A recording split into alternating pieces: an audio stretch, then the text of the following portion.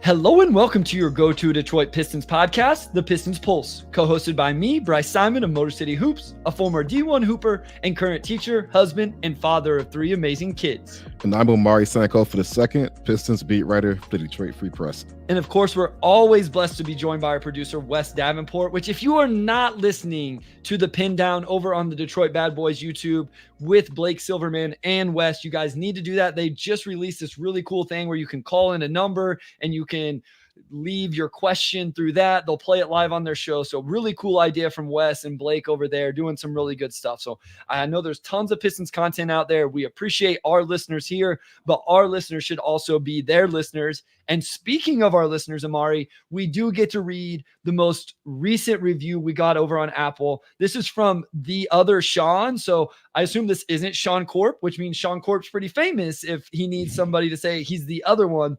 This person says, easily the best part of this season. Bryce and Omari got me through the roughest, all uppercase, season of my life. They don't sugarcoat things when they're just no good news, but they also don't go off the rails complaining about it. They offer a ton of insight and two are the most entertaining sports podcasters I've listened to. Highly recommend. Pretty good review there for us, Omari. Yeah, I'll take that. Appreciate that, other Sean. Yeah, I mean, it was a tough season, if you said it before, but, just the amount of people who were still tapping in every single week with us. But even on Twitter, it was like the 81st game, like a Friday night, and I still have people in my mentions talking about the game. Just like, if y'all don't go outside and do something else, like, why are you tweeting at me at 10 p.m. on a Saturday? Like, Pistons fans are dedicated. So, again, we appreciate everybody who stuck with us through this past season. And other Sean, I think we're talking about way more fun stuff now ahead of the offseason. So, hope to keep you around. Yeah, absolutely. Again, we appreciate all of you watching on Twitter, on YouTube. Hit like, subscribe, leave ratings, review, whatever you can. Just help to support us, continue to grow, all of those things. Omari, it made me think. So I don't think we talked about it on this podcast. I had somebody tweet at me. They had only listened to the podcast. It was either this or Game Theory. I think it was Game Theory. But then they saw a picture of me and they left a comment on my Twitter that, Bryce, this may be a little bit weird, but I always pictured you with hair whenever I listened to you on the pod. What kind of hair? I don't know, but they was surprised that I was bald. And so it was just funny to me that you think about what we do, Omari. We're 122 episodes in with this one. And there are truly people who only know our voices. They have no idea what we look like. A ton of our listeners aren't on Twitter. And if they're not going on YouTube and watching these, all they know is our voices. And that just kind of reminded me, kind of the unique relationship of all of this is that we have so many people that listen to us. And this is why it's so much fun to do, but they have really no idea, maybe even what we look like, let alone really know us. So I don't know. It's just always really fun whenever you get that perspective again. Yeah, well, it must be nice to know that you sound like you have hair. Like, I don't know what, like if it's the intonation of your voice or what, but you sound like somebody that would have hair. Like, I don't know if that means you sound young or what that means. I mean, you are young. You're what, 36? Like, that's young. 37.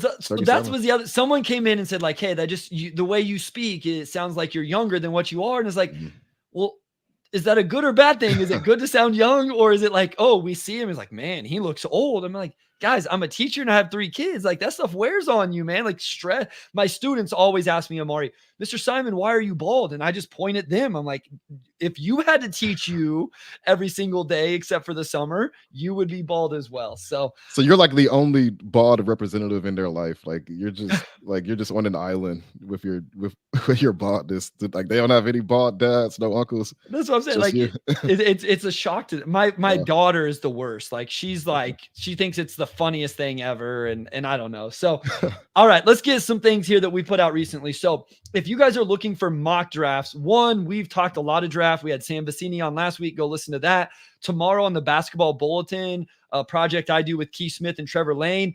Wes was a part of this one. Sorry, Omari, love you. We did another mock, like a community mock, consensus mock. We're putting that out on Tuesday over there for free. And then me and Sam just recently did a new mock as well, where he took Matas Buzelis at number 3.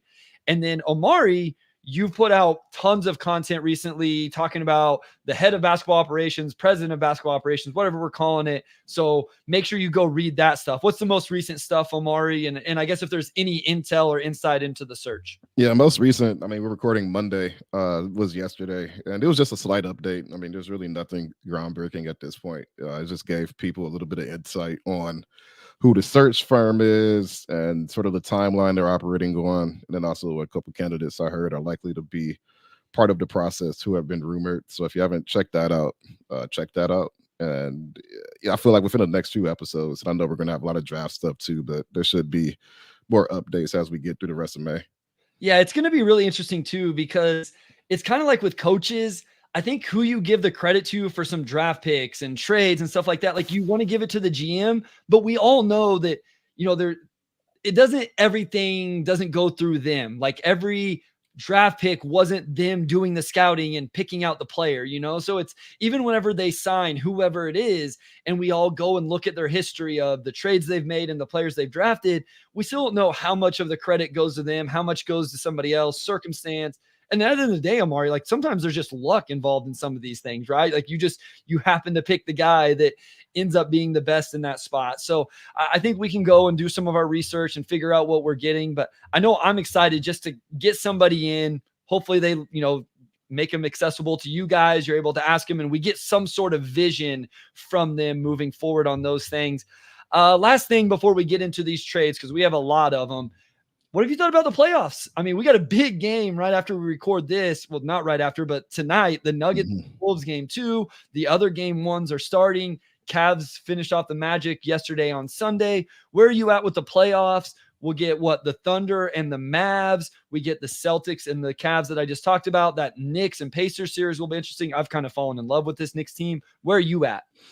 Yeah, I mean, obviously round 1 was pretty exciting, I thought, across the board. But really, I think the best game probably of the last couple of days was just game 1 between Denver and Minnesota, where it seemed like Minnesota just swarmed everywhere on defense, and it just completely knocked Denver out of a rhythm, which you really don't see too often. You combine that with just the altitude difference, which is always tough for teams on the road in Denver, which seem to be killing some of the players late, and to still pull out that win. I think I've always seen Minnesota, pretty much since midway through the season as like a legit contender, just because of, just the synergy they found compared to, this point last year and Rudy Gobert's performance. They seem legit, but to steal game 1, it's like, okay, this team might actually be legit, right? So I'm super excited for game 2 of that tonight. And then obviously, game 1 starting on the east side will be fun as well. But I feel like I'm more so invested in the West Coast series at this point.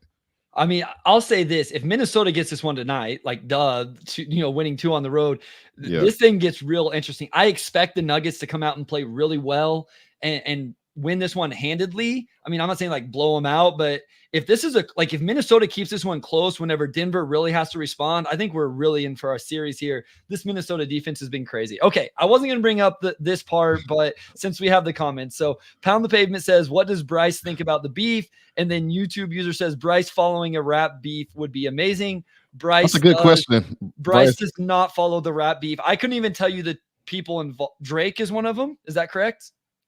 Yes, Drake is one of them. I don't know any other names. I couldn't give you another name. So what's update me real quick, Omari, on this rap, because somebody finally came back after you guys had been begging for them to come back at him or something.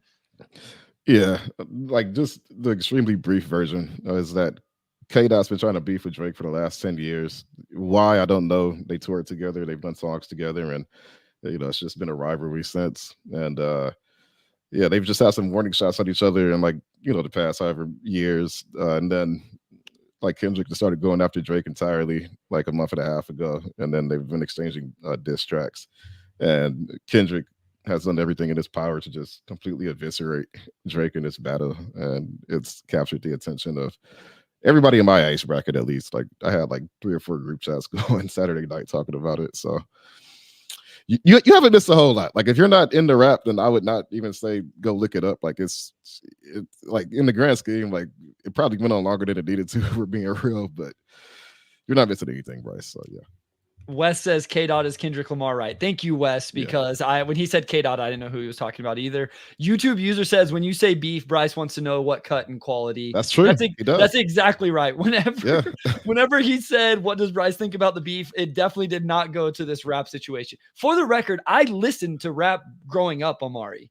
But I listened to you listened to like Nelly. Well, I was gonna say Nelly and Fitty and Eminem and Tupac and that stage of things. Like I've been out of the rap game for quite a while now. Well, Pac beefed with Biggie, so you're familiar with that, right? Yeah, like I know that one. 50's had a lot of beefs. Yeah, I guess I just didn't follow that stuff. Okay. Like we didn't have Twitter back then, so I don't know. Like it was different. Like I just like the beats. It was something to work out to. I barely listen to music anymore. Okay. We have like 30 of these off-season plans to get to. So of all the episodes for us to go off the rails for 10 minutes, this may not have been the best one, but you said like, let's just rapid fire. We're going to rap fire a little bit. Omari's dad gets in. Don't get me started on these rap beefs. I love it, Mr. O. We will go a little bit rapid fire. We're not going to get like super detailed, crazy analysis. Omari, if we get one that you're interested in, we'll stop. We'll talk about it. Guys, I want to be real with you. I got overwhelmed. Usually we ask for stuff like this, like a mailbag, and we have to come back the next day and be like, hey, we've got a few more questions we could get to. When Omari quote tweeted it and says we are still taking submissions, I immediately texted him and said, no, we are not, Omari. Go delete that text. We already had like 35, and I was just like, let's get some more. Like, no, so I stopped copying and pasting, to be quite honest with people. So we appreciate you guys so much.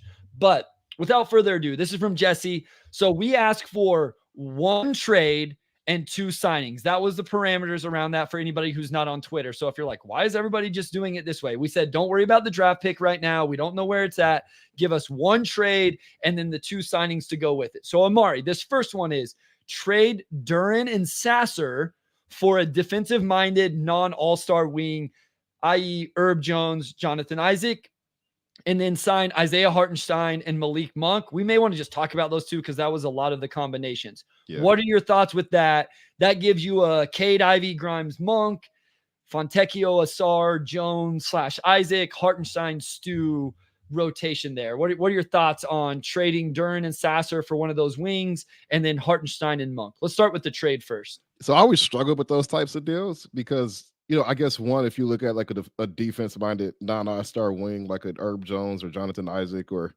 Trey Murphy or any of those guys, I obviously got the other team and I say, what's the incentive for the other side, to trade a young wing who can defend, for, 2 young players so far in their careers who have not, so you always throw out sort of like the hypothetical names who would fit that class of player, but I always look at the other team and it's like, well, I don't know if Orlando's looking at Jalen Duren, like we have to have him when they already have so many bigs. And I don't know if, I don't know if New Orleans is looking at Marcus Sasser when they already have CJ, but McCollum, right? Like you really can only have so many bigs. Alvarado and Alvarado, like you really don't need, 3 6'0" guards or 6'1" guards on the roster. Like it's already tough to just do 2, and that only works because Jose Alvarado is such a pest defensively.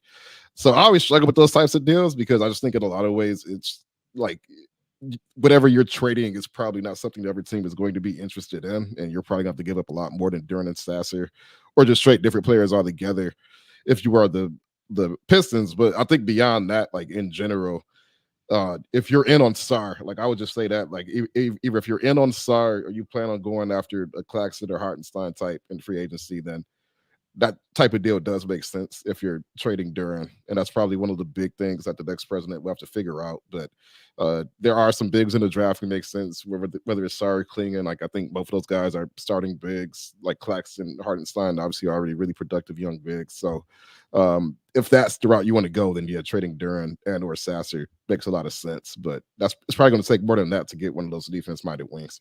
Yeah, I don't think Herb is going anywhere. Somebody said it. Yeah, like he's on such a good contract. The other thing is, the big conversation right now is that Brandon Ingram, and we'll talk about him a little bit later, but Brandon Ingram's going to be the guy that the Pelicans trade. Well, if they trade BI, I would assume they want to keep any of these other wings they have on the roster. I do think Duren makes a little bit of sense for the Pelicans. Like you said, Valanciunas is a free agent. He's not like the defensive anchor that maybe you would want there, but it could be a guy that goes in and, he would start for that team. I think they should be looking for a different type of big to play off of Zion. But again, like it could make sense there a little bit.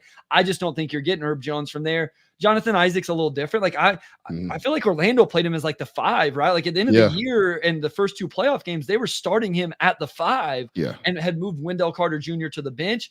And again, I don't see why they would trade for Duren. You said this, they have Wendell Carter Jr. They have Mo Wagner, who I think is not only Franz's brother. So the relationship there, I think Mo's pretty good as a backup 5-man in the NBA. And they didn't even played Goga Batadze like the second half of the season, who is a pretty good player. So I don't think I like the ideas of these. I never want to be overly critical. I just don't think either of those trades end up happening. Let's talk about the free agent signings before we move on to the next one. Let's just start with Isaiah Hartenstein. What are your thoughts on him? And like, I don't even want to do the money thing because I don't even know if we all understand the market for these guys. It depends on who actually has cap space. The salary cap's going up, all of that. You have to outbid the Knicks, obviously. What would you think about adding Isaiah Hartenstein to this roster? So, I mean, I think he's one of the guys who checks just so many different boxes for the Pistons and what they need at that position. Obviously, being somebody who's a pretty strong defender. I thought he had a really solid series against Philly. Young, he's 25 years old. I'll be curious to see, again, like it's kind of tough to peg the numbers for some of these teams just because like you have teams, it's like you have 2 extremes. Like you have teams with cap space and then teams that just absolutely have to shed salary. And it's just tough to see how those like puzzle pieces are going to fit together and how much the extra assets like OKC or whatnot kind of dictates some of these deals and signings. But to me, Hartenstein just makes a lot of sense. Like if you are looking at just getting a starting center or a defense minded center at all costs this offseason, then he's like the short list of guys that you are probably looking at throwing $20-ish million to, if not more. Yeah, I think that's per a good season, number. by the way, not overall. Yeah, I think that's probably where the number is going to start with him this summer. And I agree. I think he's really good. I've been a fan of him for a while. The one caveat I will throw is, he doesn't stretch the floor, and like, that's my thing is how many resources do you want to throw into the center position with guys who can't really stretch the floor? So if he could do that, obviously he'd be more coveted even, but I would be a little bit more intrigued. What I find interesting is you bring in Hartenstein. Okay, that maybe that moves Duren to the bench or whatever, right? Like they have to split minutes. Well, now you have to play Stu almost exclusively at the 4. And then I'm like, we're back in that same scenario that I don't love. So that's one thing I always find whenever we go through some of these ideas. Let's talk Malik Monk. And I know we're settling in on this one for a while, guys, but this will also help us navigate some of the ones later. What are your thoughts on bringing Malik Monk to this team? Because I know he's going to be a big name. Another guy, Omari, you're probably going to have to get over $20 million a year to get him out of Sacramento, but you can outbid Sacramento because of the situation they're in. No doubt. Like I've always liked Malik Monk, like dating back to the draft, and it took a few years to really kind of find his niche in the league. But I mean, of course, he's been really solid, really since he got to the Lakers a couple of years ago, and then of course in Sacramento. Like I have mixed feelings. I think on the one hand, just to bring in a guy who's a great athlete, obviously like a flamethrower of a shooter who could really heat up, like get his own shot. It makes sense from that standpoint. It's just you're adding a guard who pretty much just occupies that role, right? Like he's not going to be a primary ball handler type guy. He's also not that great of a defender, just because of his size. And do the Pistons have the type of roster that could make up for those weaknesses? And I'm just not sure if they do. Like I like the idea of Malik Monk, but I just look at it from a roster standpoint, and that's probably a luxury that they don't need to invest in. You could probably get shooting for a little bit less, and you probably need to invest more of that money onto the defensive end to justify that. Yeah, that's where it gets really interesting. I think where I'm at with Monk, as much as I love him, I think it would have to be a coinciding move where, like, do you keep Jaden Ivey on the roster if you bring in Malik Monk? As Red Baron Arcade says, for a team to start, not come off the bench. So that's my thing is, like, are you going to sign him to 20+ million to come off the bench? Is he going to be happy? Like, will he sign with you if the role is going to be off the bench? Is this a case where he comes in and now he's the starter and Ivy comes off the bench, right? Like we're not asking J.I. to come off the bench for Killian Hayes. You're asking him to come off the bench for someone like Malik Monk. The defense is the really interesting aspect because I think he does some good things, but he's not that guy. And we've talked about putting good defenders around Kane Cunningham. So you're still going to have 2 not great defenders in the backcourt. I don't think you can play Cade Ivy and Monk all together, because now you have 3 not good defenders. In general, I like the idea of Monk. I think what a lot of these for me, Omari, is what are the coinciding moves, right? A lot of these are going to happen together. They don't make as much sense just in a vacuum, right? We talked about on Locked On Pistons, Koo threw out names at us, and Julius Randle was one of them. And I said I would consider Julius Randle if it coincided with other moves. I wouldn't make a trade for Julius Randle and just be like, hey, we're going to do that.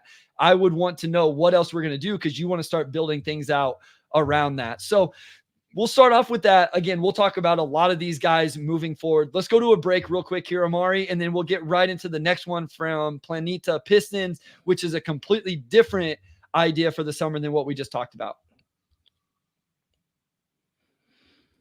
All right, we're back with segment 2, and as Bryce mentioned, we're going to lead off with this trade idea from Planeta Pistons. So the trade is trading Fournier and Troy Brown Jr., which of course will require the Pistons to pick up their options, and then their 2026 first round pick. And I'll say now they can't. I don't think they could trade that pick. I think the first one they could trade is either 28. That was my first thought as well. So we could just push that back a few years. For Duncan Robinson and Nikola Jovic. So it's essentially a salary matching deal and a future first for Duncan Robinson and Nikola Jovic. I don't know if I said Jokic the first time, but the Heat guys, Nikola Jovic. I'll let you grab this one first, Bryce. Yeah, I just want to shout out real quick here from Ty at 645. Hi, Bryce and Omari. I'm not going to try your name here. I'm sorry, my guy. I'm really sorry. But Italian Pistons fan from Italy. So appreciate that. Get listeners from all over the country, all over the world. Thanks for hopping in, man. Yeah, absolutely. So, I think Duncan Robinson could make sense on this team. Nikola Jovic is a guy I wasn't super intrigued by. He did some good things for this team, right? He was starting for this team at the end of the year, so that makes a little more sense. Giving up a first round for those guys in the future when you're already going to be out one, I don't think those guys move the needle enough for me, Omari. What are your thoughts? Yeah, I think both teams probably say no to this one. For the Pistons, then you're already down a first round pick, and then you're tying up the rest of your first round picks through the next 7 years by trading the other future one you have, which just really hog ties you like asset wise. For Duncan Robinson and Nikola Jovic. I mean, yeah, both of those guys are players you're looking for, like Robinson being a really great shooter. Jovic, I think he's only a year 2, and he's just, or year 1. Is he a rookie or something? Either way, like this is his second year. Yeah, it's his second year, but he just has a really good all-around game. Like, those guys make sense. I just think what the Pistons have to sacrifice just from a flexibility standpoint probably isn't worth it. And I also don't know if Miami's looking at 48 Troy Brown. Like in that first round pick, that's going to be a few years down the road. When they could just keep Duncan Robinson and Nikola Jovic, who obviously are 2 homegrown guys and have been pretty good for him. So in this instance, I think both teams probably pass on it. And just to be clear for everybody, Troy Brown Jr. has a non-guaranteed contract. So I know, like, a lot of times I don't talk about Troy Brown Jr. coming back, but he could if the Pistons see a reason to need that salary for a move or whatever. Mm-hmm. So the 2 signings in this deal, Omari, were Kyle Anderson and Nick Claxton. I don't have a lot of thoughts on Kyle Anderson. I will say this about this offseason plan, Omari. This would give you a wing forward room, however people want to slice it, of Fontecchio, Asar, Duncan Robinson, Jovic, and Kyle Anderson. I like the idea of that. I think some of the offseason plans we're going to talk about end up with you being very guard heavy or very center heavy and a little light at the wing positions, which I don't want going into the offseason. I don't necessarily love all of those names, but I like the idea behind it. I want to focus more and ask you about Nick Claxton, which would give you a big man room of Duren, Claxton, and Stu, which again, I'm not saying you don't make moves because of Isaiah Stewart. I just think he's the odd man out that people didn't realize in a lot of these moves. Your thought on adding Nick Claxton into this front court? Yeah, I mean, I really like Nick Claxton. He averaged a double-double this past season. Obviously, really has had a breakout 2 years where he's been just a really solid all-around defender for a big man. I mean, he's young, he's athletic. I think he's probably the exact archetype of player like you would want to pursue in free agency, just because of his age but just how many holes he fills. Like I actually covered Kyle Anderson when I was in like Memphis. Like I will say, like he does everything you want from a modern four except shoot the ball. So the Pistons probably just can't afford to go after a player like that who doesn't shoot at all. But I love his like everything else he does. But yeah, like I think Nick Claxton makes a lot of sense at the 5. Okay, this is from Brandon Crew. He says, trade this year's first-round pick for number 14. The Blazers have 2 first-round picks in Jeremy Grant. Thoughts on that? So essentially, you could be moving from wherever, 2, 3, 4, 1, 2, 3, 4, 5, back to 14. So you still get a lottery pick. I don't hate that idea in general. And then you're also bringing in Jeremy Grant, that contract at his age. Yeah, I mean, I actually like that. Like I don't know how eager Portland is to get off of Jeremy Grant's deal, but if they do have a player they really like, that high in the draft, like they could use a big man. So, maybe they're looking at Alex Sarr, like if we could have a chance to go after him, then we could do that. Like obviously they have, yeah, well, I guess like we have to see how the lottery kind of shakes out too. So that's a hypothetical, but I like that in a nutshell. Like I think Jeremy Grant like makes sense as a 4 for this team, and we've talked about that on the pod before. If you move back from 1st to 14, like that's probably a lot more dramatic than like 5 to 14. But depending on who's at 14, like that could be worthwhile. Like maybe you want to get a big that can stretch the floor, and you just take Kyle Filipowski there. Sure. So, yeah, I like that. Like I could get behind that. Okay, so he also had signing Shetty Osman and Jalen Smith, which would be interesting. Again, I will say with Brendan here, you end up with Cade, Ivy, Grimes, and Sasser kind of in the backcourt. I know Grimes can kind of be like a guard wing or whatever. Fontecchio, Asar, Jeremy Grant, and Osman at the wing forwards, Duran, Stu, and Jalen Smith at the bigs. I think just in terms of kind of a well-rounded roster, I think this one is pretty decent. And of course, this doesn't include, I would assume you would still have money left over from this stuff, but you have some bigs that can stretch the floor just a little bit at least. You have, some depth at the wing spot. You still have the backcourt. I think Brendan did a good job there. Even if I don't necessarily love all the players, I do think he did a good job there just kind of balancing things out with the roster. So PJ Heinz is the next one. He says trade Grimes for Bogdan Bogdanovic. And his rationale there is the Hawks need cap relief. And for him, I would assume, and I don't think we would disagree, at least offensively, that this would be an upgrade for the Pistons in terms of the scoring punch you would get there. Yeah, I mean, I could get behind that one as well. Like, I've sort of looked at Atlanta as what a little seems that's probably going to have to come off of one of their wings this offseason just because it makes sense for them to shed some salary. Like, obviously, they're kind of caught in the middle, so you've got to pick some direction. Like, if you get Bogdanovic, I mean, a guy that can really shoot the ball, like, I think that makes sense, especially if, like, for whatever reason, the incoming, president of basketball operations or head of basketball operations or whatever you want to say, decides that, Grimes is somebody they want to invest in going forward. Like DeAndre Hunter is also a guy who will kind of fill a similar role for Detroit and for Atlanta as far as just shedding salary since they have Jalen Johnson. So, it makes sense for them to maybe make a commitment there down the road. So that makes sense to me. I can get behind it. Yeah, my one quibble there would be is like, again, like where's the defense going to come from, right? And like it depends. He does say sign Isaiah Hartenstein, so there's some defense on the back line. And then he says Tyus Jones. So I want to settle on Tyus Jones just a little bit, Omari, because do you think this team needs that veteran backup point guard? You would still have, obviously, I was shocked how many non-Jaden Ivey trades there were in this. Like insane that there weren't more. The next one actually is, but you would still have Cade, Ivy, Sasser, and then do you think adding Tyus Jones to that makes sense? We talked about this with Monte Morris, and at the end of the day, like, listen, Monte Morris isn't going to be huge for the Timberwolves in the playoffs. I don't think. Like, it just is what it is. But if you go look at his regular season stats with the Timberwolves, and I think we've talked about him, he was exactly what this Pistons team needed in terms of he made threes and he didn't turn the ball over. So someone like Tyus Jones that could fill that role, do you think that still could be something important for them? Yeah, Tyus is another guy. Actually, they were on the same Grizzlies team that had Kyle Anderson, and they ended up committing to him over the offseason. But I might be confusing those years together. Anyway, Tyus Jones was a really good backup for John Morant. Like, obviously had a much different style, but just he took care of the ball and he could really hit threes. So I think in a lot of ways he is similar to Monte Morris. And I do think he makes sense for the Pistons simply because, one, this team was just so turnover prone. And I don't know what extent you could fix that this offseason. Like, obviously guys just have to become much better decision makers than they were But Tyus helps you with that pretty directly. Like he could play next to Cade, of course, with Cade being 6'6". This team probably does need more of a table setting point guard somewhere in the hierarchy, whether it's your second or third guard off the bench or whoever it is. Like that's probably something you could afford to spend some of your money on this offseason. And I think Tyus actually fits that to a T. So I would definitely endorse that type of signing.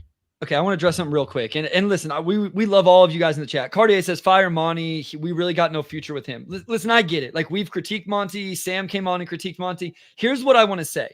Let's not lose sight of how bad this roster was, regardless of who the coach was. Like, I don't think any of us sit here and think this team should have won 30, 35 games with a different coach. Like, unless you're just talking about the elite of the elite, like, you bring in Spo, maybe Spo gets that out. I think we're giving the roster and the front office a pass whenever we just say none of this is fixable or all of this is on Monty. So I just want to say that we can't just say, oh, new coach, everything's going to be better. We can talk about Monty if you guys want to and all of that stuff. I'm just saying, like, we have to talk about this roster getting better and more talented if they want to win more games. So that's that. I will also say, Omari, so PJ's here. This is what I was talking about with the wing forward room. With this offseason, and again, we had parameters here. He couldn't add as many as he wanted. He would say, like, hey, maybe we draft one. All you would have is Fontecchio, Asar, and Bogdanovich in that. I would want more options with that. So next one is from Coney Snell. I know. I love that name, by the way, Coney Snell. So Wes, I always think like Coney Dog, whatever. Like, yeah, it's an awesome name. I know, Wes, you flagged one as well because it's your guy. Did that one also have Ivy for Denny Avia? This is from Mike L as well. So I'll put that one up there. What about a trade structured around Jaden Ivey and Denny Avdia? Just thinking about Washington's crowded wing room, but no real dynamic playmaker like Ivy to make things happen. Coney Snell as well had Jaden Ivey for Denny Avdia. Like, I think that makes sense on some level. You have Washington, like you mentioned, to have a dynamic playmaker in the backcourt like that. I think makes sense. Like, I don't know if Washington would see him as a point guard or a shooting guard or just a general guard in that scenario. And that's one thing I'm curious about from team to team is just how they evaluate Ivy from that standpoint. Like, is he a guy that we trust with the ball, or do you need to pair him with somebody to sort of take that playmaking pressure off? But like, just as a straight swap, like, I think it's probably a trade that addresses needs for both teams. Probably the argument against that is that I think who Avia is at this point, and he's a good player. Long term, is Ivy still like that higher upside guy? Like, I don't know if I make that trade this offseason, but I understand it just from the standpoint of you could see how on both sides just sort of making like that roster balancing trade makes sense. Yeah, I think my worry with trading Jaden is like, I still think he's a really good player. Yeah. Again, from a roster balancing standpoint, there's a lot of sense to this in terms of Denny is a really good player on a really good contract, and it balances out what this roster needs. He's really good defensively. I know Wes has always been high on like his secondary playmaking, so you even get some ball handling. Like, it's not going to be primary guy, but you get a little bit of that. Let me look at how he rounded out the roster. So here's the interesting thing with Malik Monk now, Omari. Then you sign Malik Monk to come in and, again, maybe not very good defensively in the same way Jaden Ivey isn't, but he's already the scorer. I think Malik Monk actually handles the ball pretty well, can operate a ball screen, pass, like all of those things. And then Jalen Smith. So you end up with a backcourt of Cade and Monk, probably Sasser and Grimes off the bench, Fontecchio, Asar, and Denny at the wings, and then Duran, Stu, and Jalen Smith at the bigs. I think you're a little weak on the wings still, but again, you draft one. That's a roster that just seems like it makes a little more sense. I mean, if you think you could play Denny as a big point guard, then that probably works. I think with that rotation, you still probably need somebody who can handle the ball, just given that your backcourt consists of like Cade, Malik Monk, Sasser, Grimes. Like, I don't know if I saw enough this past season to make me think that Sasser is a point guard type of player. Like, he's really good at getting his own shot. I thought he could just misread sometimes. I would say, if you really believe in his playmaking, then maybe there's something there. But you just have to really trust that you could put the ball in obvious hands and he could be a very capable primary guy when Cade is on the bench. Yeah, I just think between Monk and Avia, you might be able to have enough. You know what I mean? Like, I just think that there's okay. So here's a really interesting. Team Savant says we already have a better Deni Avdija and Fontecchio. Listen, I think we could debate that. But why can we only have one of those type of players? Why is it wrong to have somebody that can stretch the floor, play defense, handle the ball a little bit, especially on the wing? Like, I don't think that that's a position where duplication is a bad thing, especially if they are both ends of the floor players. Now, if it was only floor spacers, right, you could only have so many Duncan Robinsons. You know what I mean, Omari? Like guys who can't really defend.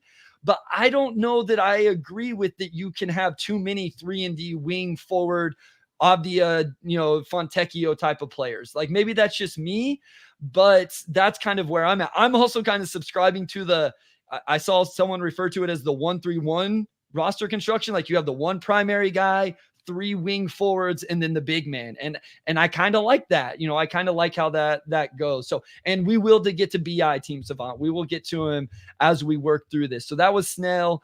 Matt Higgarity. 1 second. Shout out to Cody Snell. He's in the chat. DD. Oh shoot! There you go. Where was he at? No, he's up now. Oh, he has a different name for his YouTube. Yeah. Shout out. Hey, shout out to Cody Snell. Appreciate you, man. Thank you for being in there. All right. Matt Higgarity says sin contract from high cost team. No Brandon Ingram or Che Young. So the sin contract would be, I think the biggest one that people would point to directly is Andrew Wiggins. So I want to be very clear. Like the Joe Harrison contract is not something I'm interested in. We saw how it worked. It did but there are contracts out there of guys who, like, some people would say, Omari, quite frankly, that Jeremy Grant is a sin contract. You know what I mean? Say Ben Simmons. Yeah, but I want to go with guys who may actually still be able to play. Maybe like someone like Andrew Wiggins who could resurrect his career a little bit. Would you be okay looking into that? Wes, if you have any other names, you brought up Ben Simmons. If there's any of like Bradley Beal is another one that's going to get brought up because of the situation the Suns are in. I wouldn't take Bradley Beal. I'm a little bit intrigued by Andrew Wiggins, I have to admit. Again, like it's just like I struggle with the hypotheticals sometimes. I think it depends on the sin contract and sort of what you're getting with it. It's Ben Simmons, a guy you want to take a spin on. If Brooklyn's like, hey, we'll give you an asset just to get off of this deal, like I would consider doing that for Ben Simmons. Like I know the rap against him and everything, but the reality is that the Pistons are the absolute perfect team to sort of take a swing on something like that, especially if you're getting an asset in return too. Like Wiggins, and we talked about this with Sam last week, but again, it's just knowing exactly what his personal situation is, right? Like if he couldn't play, for Golden State last season and has that situation resolved, and again, like what asset are you getting if you're taking a guy like that in? So it just comes down to the asset for me. Like it's really tough for me to answer that in a vacuum, but like these are all guys who have shown that they can play to some extent. So I'm not inherently against the idea of doing that. You just need something good back as an insurance policy. YouTube user who's always here with us and we appreciate very much. He said, I don't want Wiggins because I don't like the attitude towards basketball. Fair take. All I want to say is I don't know that we always know the story. I don't know that I know the story. I probably don't. I know part of the story I've heard would have messed me up as well. Like if it's personal life stuff that carries over, I think we all would admit, no matter who we are, what we do, like that can mess with you. And so I think there's things the Pistons would have to do due diligence on to find out why has this lingered? What is still going on? Why was it not working in Golden State at all? Those type of things. YouTube user may be right. Like maybe he just doesn't like basketball. Maybe he never liked basketball. Maybe anything I've heard about why kind of he's in the place he's in is all just a ruse and not true. I would want to at least find out. So that's the thing with Wiggins. He said sign Hartenstein. And then this is the first stretch of these guys. So he said restricted free agents like Isaac Okoro, Obi Toppin. I don't think Emmanuel Quickly is going to be on the board. I mean, you could give him a contract. Toronto's just going to match.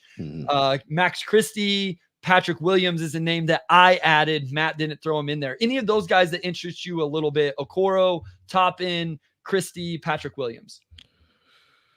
Yeah, I think all those guys to different extents. Like Isaac Okoro, obviously, is a guy who can really defend. I think he's shown some growth as a shooter, which makes them intriguing. Like 6'6", slots right in on the wing.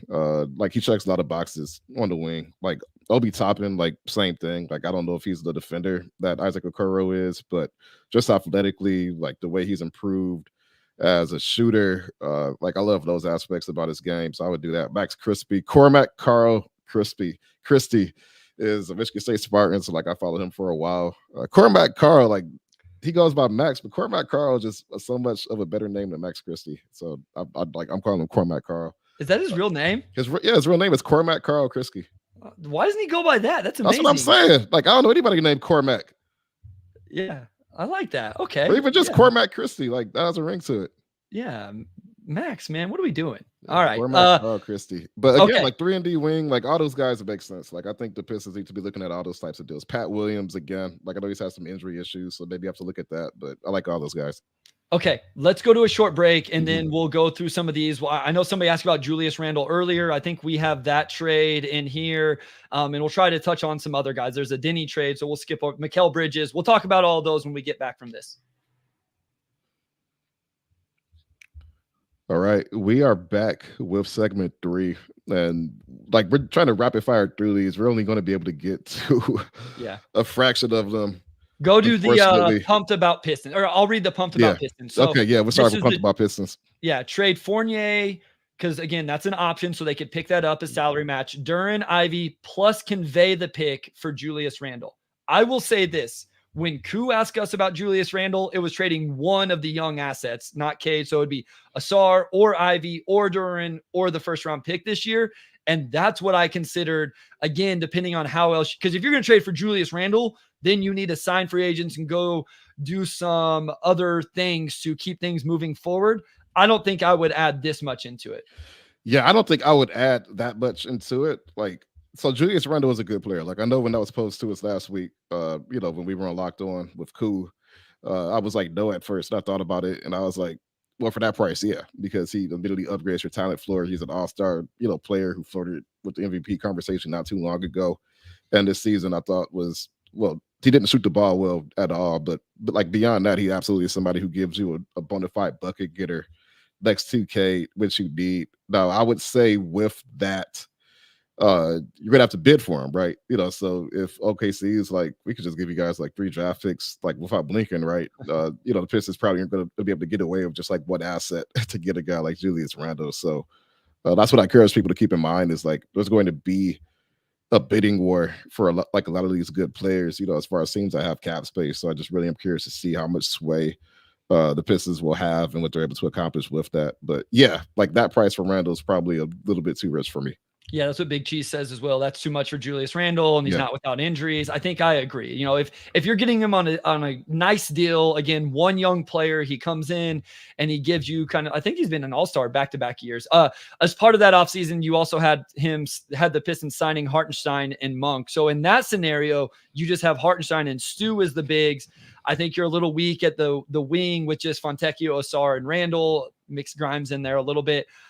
We talked about Denny Advia. Okay, Buy-in says trade Duren, Ivy, first-round pick for Mikal Bridges. Credit to James Edward III. I think this was the exact trade he had in his article. I think that's what it would take to get Mikal Bridges, Omari. That's where I'll start. Yeah, I think it's at least that, just because the Pistons can only, they can't really offer picks, right?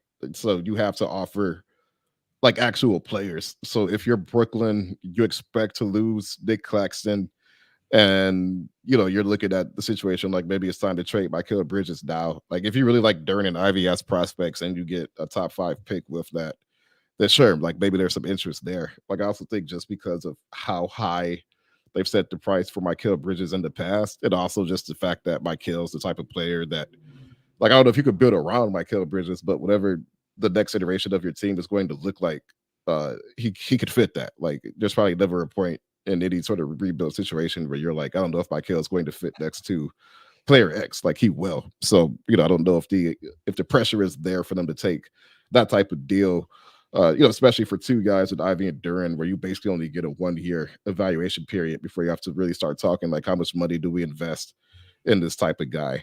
So I think that trade, if you're the Pistons and you just really, really want to upgrade your wing, that's still a pretty high price, I think, for a guy like Mikal, but you could see the logic there, depending on how you feel about Cade and fit issues and upside and all that. But I would say with that, I feel like they would, if they're trading Mikal Bridges, they're probably going to want more than what the Pistons could offer just from a draft standpoint. I mean, that's the thing. At the end of the day, you're probably not getting him because somebody else is going to outbid you. I will say, like, getting Mikal Bridges, of the guys we talk about, is probably the one I would be immediately the most excited about, depending on what it took. But eventually I'd get over that and just be like, this is a great fit next to Cade Cunningham. It's the 3-and-D wing. I think he's an incredible third option on a really good team. He's probably a good enough player until this team really is ready to make steps to be the second best player. I mean, he's obviously good enough to be the second best player on this team off of Cade Cunningham. They rounded out the offseason with signing Miles Bridges and then either Hartenstein or Claxton. So in the backcourt, you would have Cade, Grimes, and Sasser. This, again, is a balanced situation for me where you have Fontecchio, Asar, Bridges, and Bridges as wing forwards, and then Claxton and Stu in the front court. So again, we talked about the Bridges stuff, some of that, but I think overall that's a well-rounded roster. And, can you make it happen or not? Scott asked, trade Duren, Ivy, first-round pick for Trae Young. Thoughts on trading for Trae Young? No. And the thing is, I actually like Trae as a player probably more than the average. And I think if you just really paired him with like the right big, like you would just be in perfect shape. I don't think the Pistons have that big. And I also think you have Cade, you just really don't need to trade for a guy like Trae, even though right now Trae probably is a better player than Cade. Like, I'm still taking Cade. So I think defensive upside down the road and everything he's shown over making a commitment to Trae. Like, he's just too small. It's really tough to build around guys like that. You really got to have the right roster around him. So I would be out on that. Yeah, listen, I think Trae Young's really, really good. I am not interested in this. We just saw him play with another guy in DeJounte Murray. I'm not saying him and Cade are the same thing, but like, unless you just tell me Trae Young is willing to go run around off ball and relocate and do all of those things, it doesn't make sense to me. He had signing Tobias Harris. I know we had a comment about that. Where are you at with Tobias Harris? I know, he was awful in the play. Like, and that last game was brutal. Here's the thing. Tobias Harris isn't going to be playing in the playoffs with the Detroit Pistons over the next few years. Yeah. So is he still a valuable regular season piece? What can you sign him for? This is not a guy I'm going to get excited about. If they throw the bag at him, he wouldn't be my first, second, or third option. But are you telling me that Tobias Harris couldn't come in and be a decent addition to this roster along with other things? I wouldn't go as that far with Tobias Harris. Yeah, I've been surprised by some of the discourse with Tobias. Well, not really. Like, he's already played in Detroit, and I think people just sort of see him as like, I mean, he is a known commodity. Like, he's not exciting. Like, I think just from an excitement standpoint, that's probably one of the least exciting things you can do this offseason, simply because he's played here before. And like, there's really no intrigue to something like that. Like, I also look at it as Tobias Harris is not washed. He's not cooked. Like, I know people say that, but he's still was an efficient offensive player last season, still is a solid rebounder, underwhelmed in the playoffs. Like, again, like, he's not going to make the Pistons a playoff contender. And if the price is right, he's a rotation wing. He's a rotation forward on the team that needs rotation forwards. So again, if the price is right, like, I think it makes sense. He what he gives you.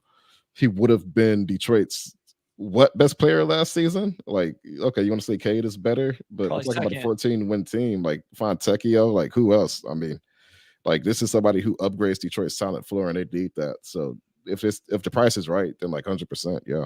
Like Red Baron Arcade says, he'll be cheaper than you think. And you know what? That might be right. After what we just saw in the playoffs, he may be cheaper than what people think, especially when you consider what teams are actually going to have cap space. All right, next one from V Prasad. He says, trade a first-round pick for Naz Reid and Nickeil Alexander-Walker. Listen, like, this is a dream scenario for me, Omari. Like, the Wolves are going on a run now where maybe they do pay the tax. Like, if the Wolves go, and make it to the Western Conference Finals or the NBA Finals or, win the NBA championship, I think that ownership is a little bit more willing to pay the tax. I don't think you could get both of these guys. My guess is you would only get like Naz Reid. I would be really excited about Naz Reid. What do you think? Like, where are you at with the Timberwolves in terms of trying to duck some of that luxury tax bill and maybe you be able to get a Naz Reid? Or listen, I would love with Nickeil Alexander-Walker as well. I think he'd make a lot of sense. He's been awesome defensively all year. Now we're seeing it play out in the playoffs. What do you think about either one of those guys? Yeah. Like, I think they both make sense. Like, they both fill needs, obviously. And then of course, Minnesota, just looking at their history, they've never really been fond of paying the luxury tax. So that would necessitate that you trade somebody that would likely be one of Karl Anthony Towns or not NAW, Naz Reid, just because of, your roster makeup, right? Like you just can't commit to two guys playing power forward, with the amount of money that they're going to make. So yeah, I mean, I think that makes sense. I'd be curious if they could get it done for less than the first round pick, to be honest. But just from a pure player standpoint, like, yeah, like I think Nas Reed gives you a guy who can really come in and score the ball and rebound and obviously upgrades your talent floor. So again, I'm just curious about the price, and there will probably be some sort of bidding war. But like obviously those are two guys that Detroit should be looking at. Pound the Pavement says, do the Pistons need a better medical staff to injuries since we lost Candor? Listen, like I just don't, maybe Omari has some insight to I don't think we as fans truly have enough information to know how to judge properly a medical staff. We don't know what process they have. We don't know our players listening to what they're telling them to do. Like I admit, and I am aware that there could be bad medical staffs. I get it. I understand that. I played Division I basketball. Like I realize that you can get bad information and stuff like that. I'm just saying, I don't know that as fans, we know that just because it seems like there's injury riddled seasons and stuff like that. So yeah, like I think, like all teams deal with injuries. Like, I don't know if the Pistons have really been like excessively more than like the average team. Like some guys are just going to be a bit injury prone, and I think that's it. But Detroit's numbers are also skewed because they've shut guys down at the end of the year, and I think that's made it look worse than usual. But like, I just think that like the medical team is always a scapegoat. Like teams don't even really have static medical teams. Like, people, change jobs all the time. Like the Pistons haven't had the same medical team since Artie Kander left. So yeah, to me, like I just always see that as a scapegoat. Like I think if you compare the Pistons to other teams, kind of removing like the last 6 weeks of the season when guys are shut down, like I can't imagine their numbers are really that out of whack. Wes says that he believes, and he just gave me the thumbs up, so I think it checks out, that if you remove the games where guys were intentionally set down at the end of the season, the Pistons have not had unusually unluck with injuries. So just some interesting perspective. So Greg throws out trade Ivy for Tyler Hero. This gets the Heat under the tax. I do think it's a better fit in terms of the offense, right? Like you still have defensive limitations here, but I do think Tyler Hero, just where he's at in his career and what he can do offensively, this is a better fit. I will say with this, and I'll let you talk. He then says sign Hartenstein. Hartenstein was very popular, and Gary Trent Jr. The one thing I'll say, this is another one of those that I think that ended up with the roster a little bit lopsided. You had Cade, Grimes, Sasser, Hero, Gary Trent Jr. The only true like wing forwards on the roster are Fontecchio and Asar. And then you have Hartenstein, Duren, and Stu. Maybe you think Stu can play the 4. That's not where I'm at. But I just wanted to point that out. What would you think about Tyler Hero? It doesn't have to be necessarily Jaden Ivey, but Tyler Hero in general. Yeah, I like Tyler Hero. Like he's a guy that just averaged 21 points, like really good efficiency, like could really, really shoot the ball on high volume, like good secondary playmaker. Like offensively, I think you could plug him in right next to Cade, like with no issues. Like those guys are going to mesh together really well. Tyler can make plays happen with and without the ball, so no issues there. He doesn't help you defensively at all. Like maybe you could withstand that if you anticipate Cade being better on that end than he was last season, and obviously upgrading your defense elsewhere. But like I like Hero. Like I don't know if he's underrated or like maybe he's properly rated, but I think offensively, he has like Riley called Hero fragile. Like he has that injury issues, assuming he was only talking about physically and not like mentally or emotionally or anything. But like if the price is right, then I say why not. All right, I want to talk about one more guy, and then we have some questions. If you guys have any you want to get in, we'll try to really hit those quick. I know there's a Najee Marshall question that goes way back. I definitely want to talk about that because I'm a big Najee Marshall fan. Brandon Ingram. We don't even have to do the trade. So shout out to everybody. Again, Sean Corp threw one in there. Jonathan Schwartz, Alfonso Lafort, Lasagna, Rich, Dre, Piston Slappy. Like all of you, we appreciate you so much. What do you think about Brandon Ingram? Yeah, I just, I'm not crazy about Ingram's fit. Like we talked about it with Sam last week. Like again, he upgrades your talent floor, but like he's more of an ISO guy. Like he looks for his own shot. Like he would take the ball in Cade's hands. And for the price, like you would have to pay him to keep him. Like I'm just not sure if he's the right fit. So it's like I'm not inherently against it just because you do need players of his caliber. I just don't know if he's the player you need to go after. So where I've grown a little bit on this is I think he can get a bucket. He's at a position you need, and maybe he's just the guy that gets you to the next guy. Now, what really scares me is what YouTube user just typed. I think BI probably wants a max as well. And I think my understanding from a Pelicans, Locked On Pelicans guy or something like that was 4 years, $200 million. So you're looking at paying BI $50 million a year. And my thing with that is, I just haven't crunched the numbers enough to know where does that send your flexibility, right? You're about to give Cade probably the rookie max extension. Then you sign BI to that. Where is your path forward in terms of building out the rest of the roster? Because those two guys aren't taking you to real contention, like real playoff bursts and stuff like that. So is there enough flexibility? Do you have the draft pick capital? All of those different things to continue to build out the roster. So that's why I always push back. I saw somebody that had brought up Karl Anthony Towns. I like the idea. I think you could buy low if the Timberwolves are trying to duck the luxury tax, but that's a huge contract for you to have to deal with moving forward. So let's get to a few here. YouTube user says, Bryce, what contract do you think it takes to get Najee Marshall? 3, maybe 4 years, 10 to 15 per, maybe front load and descend. I like that. Talking to Sam about this, I actually think you can get him for a little bit less than that. I think we talked about like the 8 to 10 to 12 range. So I think maybe the lower end of what you have here, but if you had to start a little higher and then descend it, especially with the way the cap's going to go the other way, I think Najee Marshall makes a ton of sense for Detroit. And I like the Pelicans roster. If I was Najee Marshall, I would go to the market and go find a bigger role for myself. Yeah, no, like I agree with everything you just said. I like Najee Marshall. He's another player who fits the archetype of what the Pistons should be pursuing this offseason. And yeah, I mean, New Orleans just has so many contract situations it seems like they have to resolve this season and next, that if I could pry Najee Marshall away on a good deal, then I'm absolutely looking at doing that.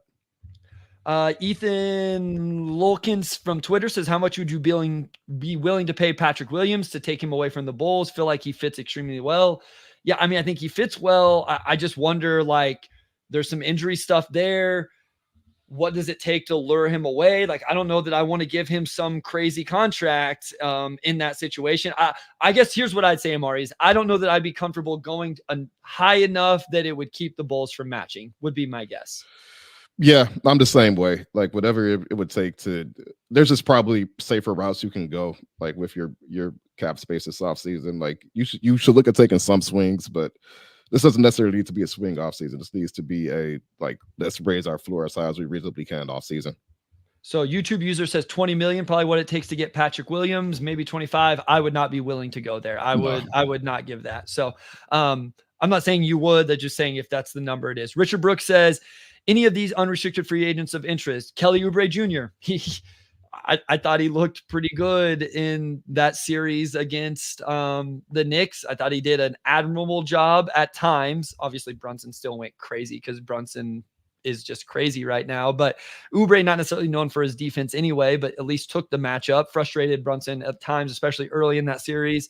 Najee Marshall, we talked about. I think Derrick Jones Jr. has been good for the Mavs. Taurean Prince probably would be a little bit lower. I will say this, YouTube user, I thought he played his role well in Philadelphia. I wonder if he does come to a team like Detroit, if Oubre does go back into that kind of inefficient chucker. You don't need to rank him, Omari. Any name that stands out a little bit more to you than the others with this? Yeah, it seems like Oubre had a resurgence of a season. Pistons fans know what Oubre can do. I remember him been hitting 9 or 10 threes against the Pistons and just going on a heater the season before last. A guy that they probably could have looked at signing. But I mean, yeah, as long as Oubre can still shoot the ball, I say why not? And that's kind of the tune I've had this entire episode. But any wing between the heights of 6'5" and 6'10" that can shoot the ball fit the Pistons, and if they can defend, then that's even better. So all those guys, Taurean Prince, you look at all those guys. Yeah, I mean, and somebody said just draft Dalton Connect. I agree. Yeah, draft somebody like Dalton Connect, whatever, add them to the roster. I think it's going to take more than one. I don't think you can walk out with 122, even though Connect's an older draft pick. I don't think you can walk into next season and I wouldn't feel great that this team's going to really take step forwards. We talked about the Monty Williams thing earlier. I get it. I understand it. We don't have to get into that right now. And I wasn't defending Monty. I was just saying that the roster could use some growth. And I still believe that no matter what. Last one here. How do you see team building changing now that the new CBA is fully in effect? Is the era of star chasing and player empowerment over? I think what I'm most interested, Omari, are some of these guys not going to get paid? What's going to happen? are that, you know, someone like BI who would just, I think would probably get the max in, you know, the previous era. Like we saw the Suns are in a tough spot, Omari. I know Ishbia came out and said that they're, you know, that he would only 3 teams would, you know, not trade their situation with them.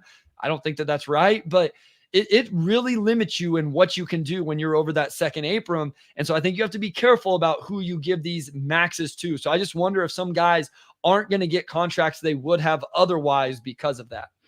Yeah, I'm curious. Like, honestly, I'm still like TBD on a lot of this. Like, I still think teams are actively, you know, figuring out a lot of those things this offseason, just given that it's tougher to swing, or, you know, the mechanisms to swing those types of, you know, trades just are going to be more restricted depending on the team's financial picture. So it could strengthen free agency again. I wish I had a better answer for that. Like, I am curious. This is an offseason of data, I think, for the new CBA, and I'll be curious to see exactly how it impacts things. All right. So again, thank you to everybody. Like, I know there was a ton of you. We didn't get to shout out your name. We didn't get to talk about your, you know, your off season, all of that different stuff. So I really, really apologize if we didn't get to that. You know, we got kind of settled in on a few and really got hung up on those. So thank you to everybody who supports. Thank you everybody who was here in the live chat. You know, whether we agree or disagree or whatever, we always appreciate you guys and enjoy the conversation, the debate, the back and forth. Again, like, subscribe, ratings, reviews, all of that. Appreciate you so much. Make sure you go listen to the Pin Down with Wes and Blake. And Omari, take it away, my guy. No doubt. Quick addition to my usual outro. Anjanette Delgado, our executive producer, who's worked so closely with us at the Pistons Pulse to get this pod launched, worked really closely with getting that for us to host our live show, you know, at Hopcat last year. She is departing the Free Press, so we had to go on the way ceremony and, you know, send off for her this past weekend. So just wanted to say a big thanks to Anjanette for everything she's done behind the scenes to make this pod go. Like, she was really instrumental to our audio department, and we will absolutely miss you, Anjanette. So with that, big thanks to our audio producer, Robin Chan, our editor-in-chief, Avery Nicole Nichols, executive producer, Anjanette Delgado, and our sports editor, Kirkland Crawford. And big shout out to Wes as always, and we will talk to you all next week.